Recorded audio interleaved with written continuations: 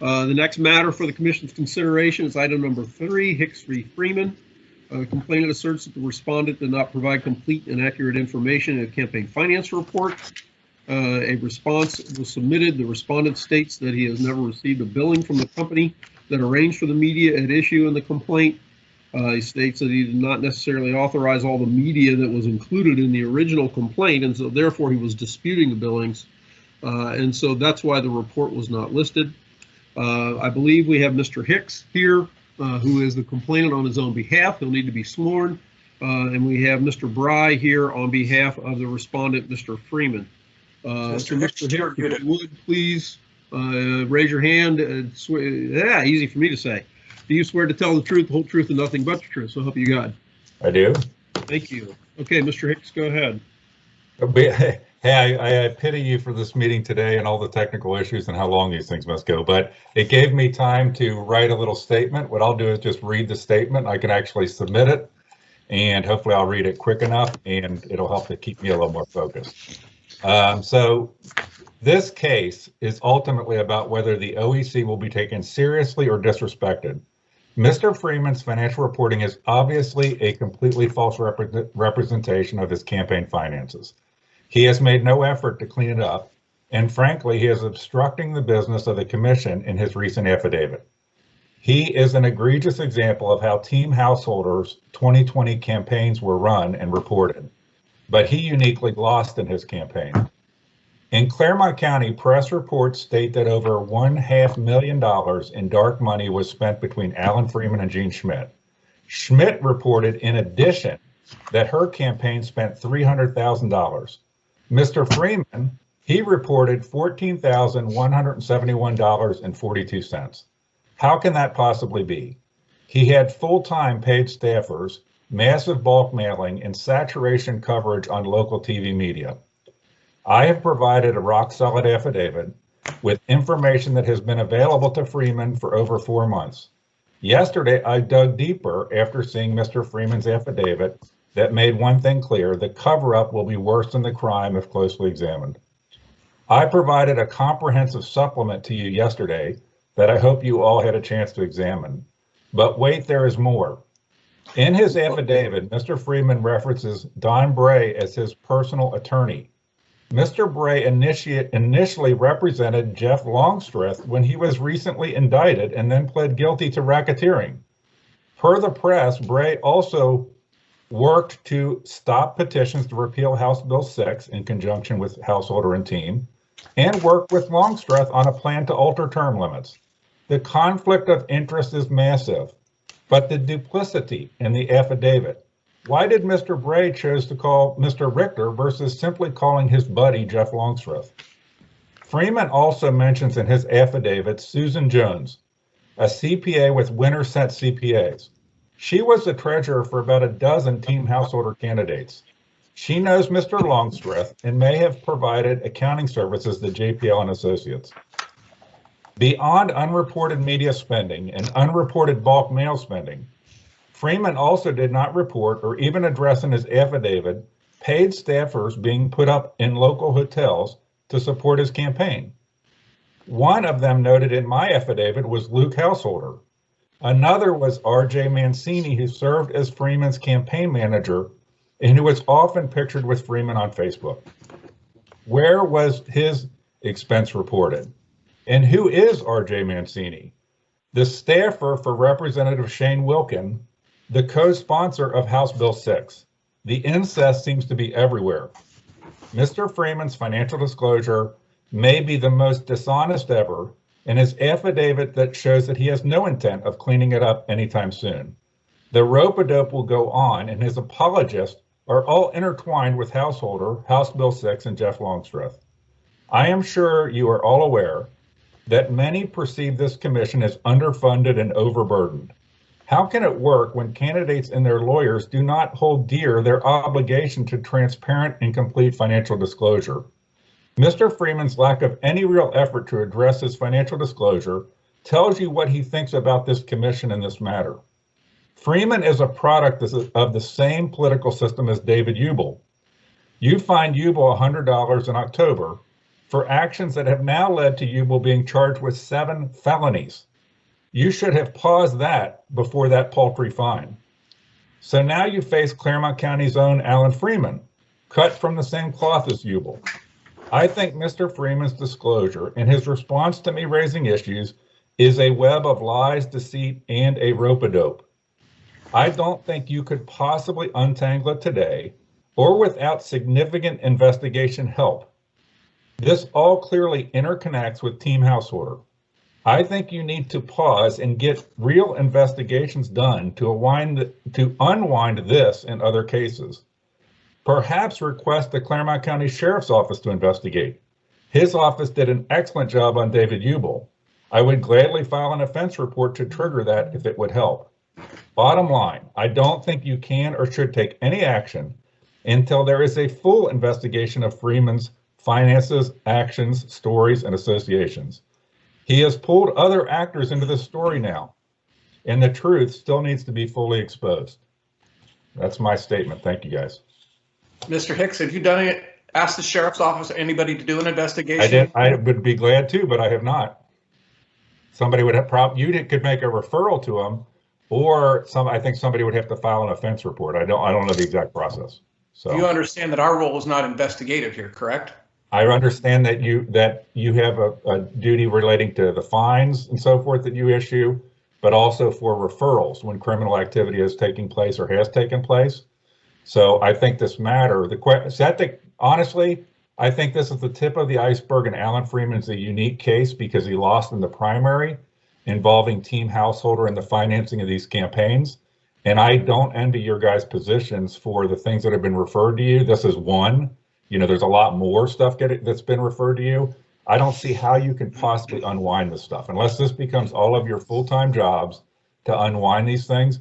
You know, if you read what I've put together, this is just based on my own investigation work of trying to figure out these finance reports and what's going on. So I just feel like these things, there's a much bigger iceberg here.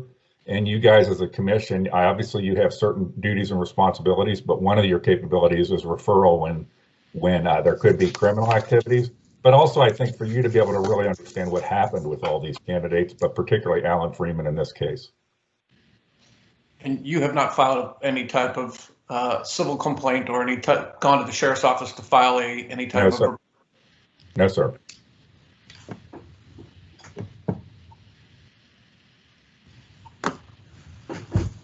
Are there any other questions for me?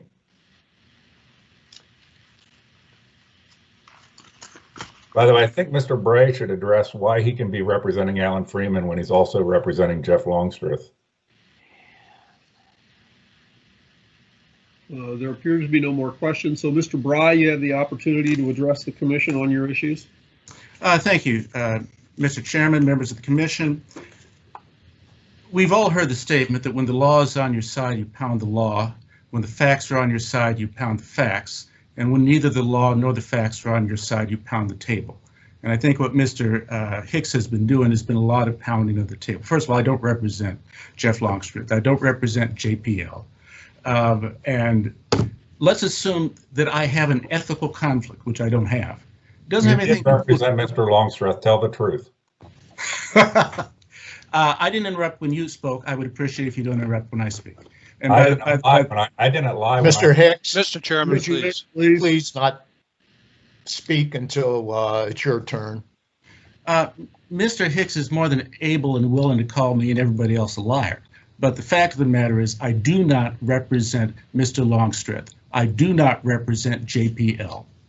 And that if there were a conflict of interest, which there is not, of my representation, it's not a matter for Mr. Hicks to sort out. It would be a matter for whatever clients I have if they have a conflict to sort out.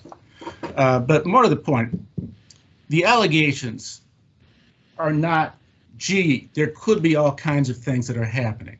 The allegations are that there are, he claims, affidavit evidence is what he's required to prove of a violation of 351713B or 351710D2, which is the failure of a campaign committee, not of Alan Freeman, by the way, just of his campaign committee. Neither of these have anything to do with him individually, although he's been named as a respondent, to fully and accurate report loans or of some sort that he alleges were received by him, or debts or that kind of thing. If you take a look at Form 31N and the instructions that the Secretary of State puts on that, outstanding debts occur when money is owed and the invoice has been outstanding for 60 days or more. JPL Associates was contracted with by Alan Freeman's campaign to provide some services. They were supposed to give him an invoice that he was supposed to approve, and he was supposed to approve the media commercial time that they were booking. He didn't approve any of the bookings in the documents, or the bookings in the documents attached to the complaint, and expected only to be invoiced for approved and authorized bookings. But nonetheless, JPL was to be paid on presentation of the invoice, and they presented an invoice to him. He didn't just sit on his hands saying, gee, they've never presented invoice, so I don't need to worry about it. He had his treasurer contact JPL to try to get an invoice from it.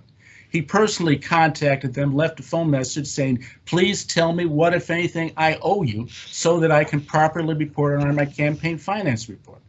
Giving Mr. Longstreth's criminal issues and JPL's criminal issues, I suppose it shouldn't surprise us. They never got a call back, and they never got a response back on that. So he calls me, my client, Alan Freeman, calls me and says, well, what do I do? And I say, well, I don't think you can make up a number and report in a campaign finance report as a debt or a loan or an in-kind if you don't know whether you had a debt or a loan or an in-kind, and you don't know what the amount is. But I'll call the Elections Commission. I explained it to Phil Richter, and he agreed that that made sense, and I told my client, and that's what he did. You know, we are more than willing to accurately reflect invoices and debts that we know about and can identify with some know what the number is. But to claim that we have violated the law by failing to report an invoice that we never received or failing to report a debt for which we never had an invoice is simply contrary to the law. I understand, you know, Mr. Hicks is concerned that this is the tip of the iceberg and there must be a lot of stuff out there. A lot of people believe in politics, you know, that there's a lot of stuff out there with respect to a lot of candidates, and maybe there is and maybe there isn't. But the jurisdiction of this commission with respect to complaints is it has to be based on personal knowledge of the candidate, or excuse me, of the complainant, that establish all of the facts necessary to say that there was a violation, and that hasn't happened here. And therefore, we ask that there be a finding of no violation and the matter dismissed for that reason. Mr. Chairman? Yes. I have a question of Mr. Bray with respect to the services that were rendered. Did you try and get a guesstimate from another firm that does the same kind of work to at least put on the campaign finance report, either in services rendered an approximate amount or in the in-kind documentation of the in-kind contribution based on what's usual and customary for those kinds of services? There are two problems with that. First of all, we didn't know whether it was a gift, an in-kind, a loan, or whether, in fact, as Mr. Hicks points out, a lot of these were done not for him, even if his name appears on them, but for another candidate, Gene Schmidt, I believe. And secondly, we would be violating Ohio's campaign finance laws if we put down a number that we knew was not accurate. And a guess, even if it's estimated by somebody else, would necessarily be a false and inaccurate statement. And we're not allowed to have false and inaccurate statements. And in fact, the rules don't permit us to put down an estimate of what we think we might have been billed if we were in fact billed for something.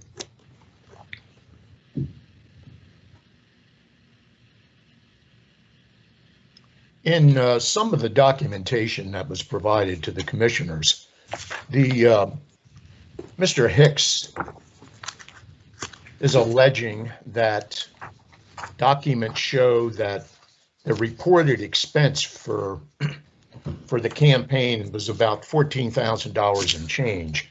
And then he also provided documentation from various TV stations that show quite a bit more. They have the Freeman's name on the invoices from the TV stations, totaling, I think the last I totaled up, it was like $60,000-$70,000. So these invoices exist. Are you aware of those invoices? We are since we got the complaint. We hadn't seen the invoices before that. What I would point out, though, is most of those invoices have a Freeman-R-Ohio State representatives. And if there are multiple candidates, as Mr. Hicks points out, there were here, they don't necessarily list them all. So some of these invoices may have been for Mr. Freeman. Some of these invoices may have been for Gene Schmidt or another candidate. And the invoices themselves presumably show the gross amount that the station was charging various candidates. But even though Mr. Freeman's name appears on there, it is by no means clear from those documents, even that those are all amounts that were attributed to his advertising.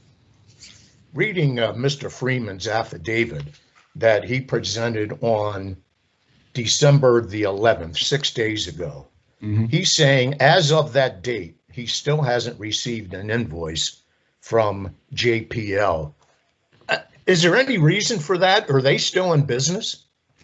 I believe that I don't know other than what I read in the paper, but my understanding is that the U.S. Attorney sees all the assets of JPL, and that although presumably, Jeff Longstreth could, on behalf of JPL, issue an invoice that would then go to the amount that the U.S. Attorney is holding. I suspect that he sees no reason to do that. That's his issue of what he might be doing or might not be doing. But our issue is we can't report debts that we don't have. Can I make a comment, or can you let me know when I can make a comment? Go ahead. So we could talk about the spots. It was easy for me to confirm the spots with at least one local TV station they ran dual 15-second spots. I actually provided a link to Alan Freeman's 15-second spot that he touted on his own Facebook page in there, but we can talk about the media stuff. I think it's clear, and I think the rope-a-dope's clear that's going on.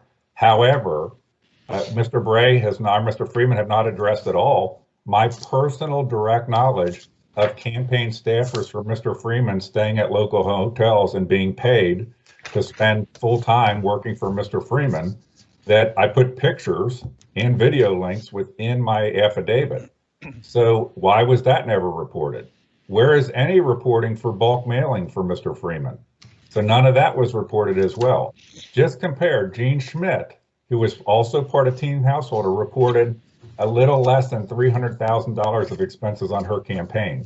Mr. Freeman reports $14,000. If citizens are ever going to be able to believe in the integrity of campaign finance disclosure, this is a big case. And Don Bray's excuses notwithstanding, it's nonsensical that not only when these things happen, but in the 4 months since my affidavit, what have they done to contact any of these other entities? Frankly, where is the contract from JPL that they say they'd signed?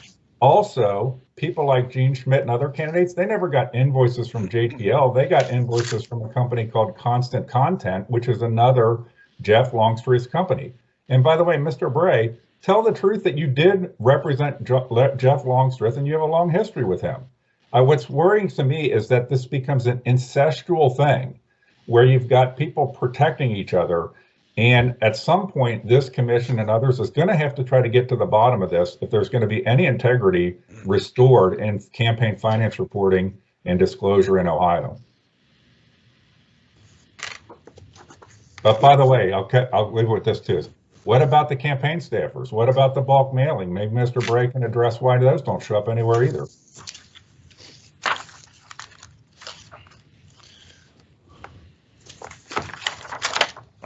If the commission wants me to address the bulk mailing, we didn't know anything about the bulk mailing. I mean, bulk mailing was sent out presumably for various candidates. We can't report what we don't know. And by the way, I'm sorry, can you hear me? I don't. Yes. Yes. He's asking, well, we could have done this, we could have done that, we could have done the other thing. Here's what we did do.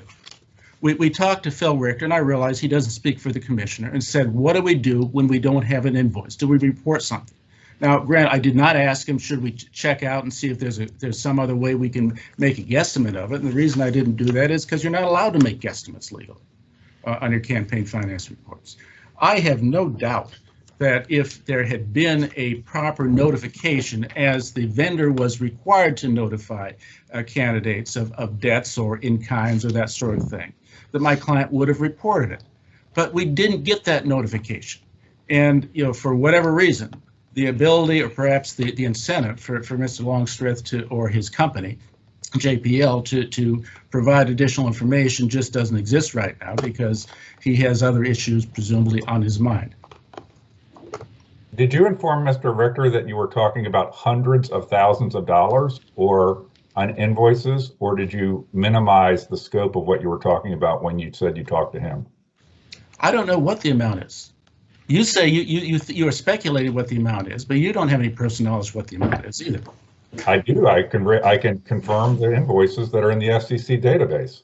So that's so it's not that hard to confirm stuff that's happening. Yeah, I think I don't think this needs to be a discussion between you two. Mr. Right. Bray, I have a question. I understand from reading Mr. Freeman's affidavit, he's indicating that his committee contracted with JPL Associates to provide media services, and that he is waiting to get a final bill from JPL Associates so that he can clear his books, if you will. And as of 6 days ago, he said he's had no contact from JPL. How long does this go on, and what do you do to finally get this resolved? Well, what do you do when you've sent a check to somebody and it never clears? What do you do when somebody mows your lawn and they never send you an invoice? I mean, you know, you keep reporting that what you know factually to be the case. At some point, you know, I suppose at some point the campaign committee would have to be wound up, and I presume at that point, in consultation with the Secretary of State's office, we would, you know, try to figure out what do we do about the fact that we probably have had some services performed by JPL that we don't know what the amount is and have never received an invoice for. All right, so you would acknowledge that as far as the expenses to Mr. Freeman's campaign, there's more out there, more expense than he's reported to date. Is that a fair statement? Not in terms of, if you mean by expenditure or contribution, no, because they have specific definitions. If you say, do we suspect or speculate? We have no personal knowledge, but we do speculate, just like Mr. Hicks speculates, that there's probably some other things that JPL did for them. I think that's probably true. I think it's a fair speculation, but it's not an affidavit of fact or knowledge. You know, I think there's good reason to believe that something's out there, which is why the treasurer of the Alan Freeman campaign, why Alan Freeman personally tried to contact JPL and say, why please send me a bill, which they didn't do. So yeah, we expect that there's probably something, but we can't report it until we know what it is. And suspecting does not establish a sufficient evidence of a violation for purposes of this commission, but I'm not going to be disingenuous. Obviously, we do suspect there's something else out there. Mr. Chairman? Mr. Chairman. Yes. Go ahead. Mr. Chairman, this is Commissioner Kreitz. Based upon Mr. Hicks's testimony this morning and based upon some of the statements that have been made by Mr. Bray, I'm going to have to recuse myself from any kind of participation in this matter, as well as the deliberation or any kind of vote. So I'd like to have the record reflect that based upon what I have heard this morning, Commissioner Kreitz is recusing himself. Thank you. Okay. Mr. Chairman, this is Commissioner Tavares. I do think, based on the conversation we just heard, that there are outstanding invoices, which means services were in fact performed for the candidate. We know that there in fact were commercials, so somebody authorized that. So that is either an in-kind or that is an expense that is still associated with the campaign. That information can be gathered from the television, radio, or whatever stations provided those commercials. Mr. Chair, this is, or Executive Director, this is Commissioner Cunningham. I believe we're here on preliminary review today. If you could remind the commission of what that is and what our alternatives are. The alternatives available to the commission at a preliminary review stage are to find that there's no violation or dismiss a complaint, to find a violation if it believes that what has been presented in complaint response and oral statements to the commission have been sufficient to establish that a violation or no violation has occurred. Or we could determine to set the matter for a more full and complete hearing at a later date if it believes that there is not sufficient evidence to complete this matter at this time. And what's our standard on that? It's a simple, there's no extreme standard. It's just the preponderance of the evidence.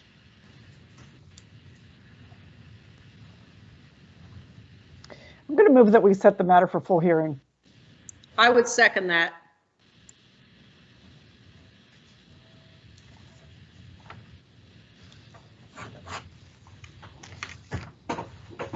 All right, in the case of 2020G-019, there is a motion to extend the case to, well, let's see. I guess you can't, Mr. Bray, you can't tell us when JPL might respond.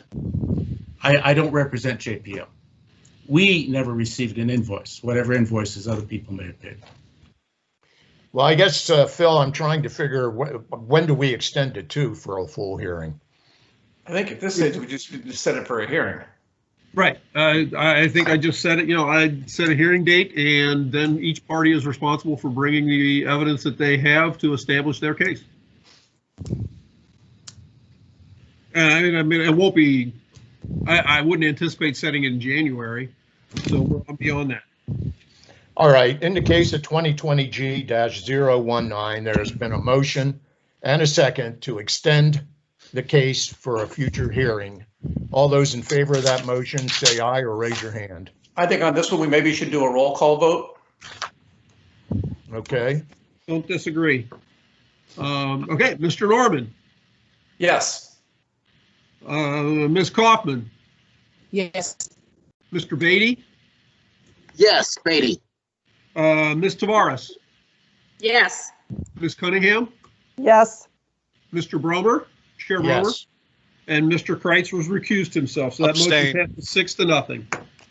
Mr. Chair and the parties, I might suggest if we're going to do a remote hearing rather than a live one, that you might talk with the executive director, get a procedural order, submit exhibits in advance so the commission could have them before them and witnesses could have them before them in a virtual hearing should you choose to go forward in that manner. But I just lay that out there because we have not done a full hearing virtually yet. And I just think we want to be able to accommodate everybody to the best extent possible and make sure everybody understands how you'll move forward on that. Mr. Hicks, I think it would also be in your best interest to work with Mr. Richter on the subpoena power and some of the things you have available to yourself to be able to prove the case. Thank you, sir.